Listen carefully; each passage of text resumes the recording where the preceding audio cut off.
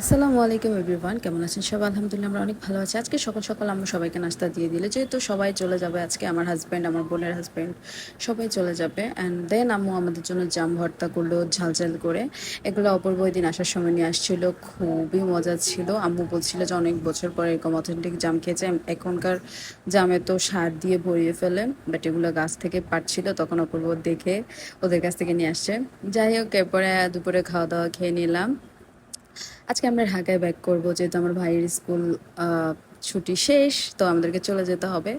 আমার কাছে ভীষণ খারাপ লাগছে। আমি আসলে বিয়ের পর থেকে কখনোই, মানে ঈদের পরে আসলে আমি 1 মাসের আগে কখনোই যাইনি।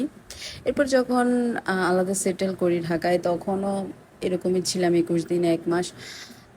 বাট এই ফার্স্ট টাইম আমি 1 সপ্তাহ হওয়ার আগেই ব্যাক করছি। তো এদিকে আমার খালাতো ভাই, ও মাঝ রাস্তায় নেমে যায়, ওর ওর বাসা এদিক থেকে চলে যাবে। আমরা যেহেতু ঢাকায় যাব, ওর এখান থেকে ওর বাড়িতে চলে যাবে।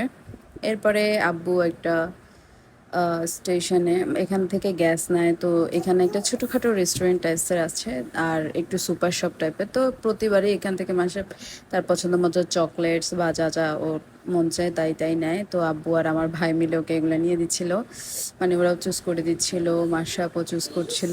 আমি আব্বুকে বারবার মানা করছিলাম এত কিছু নেওয়ার দরকার নাই, তবুও জোর করে ওকে কিনে দিচ্ছিল।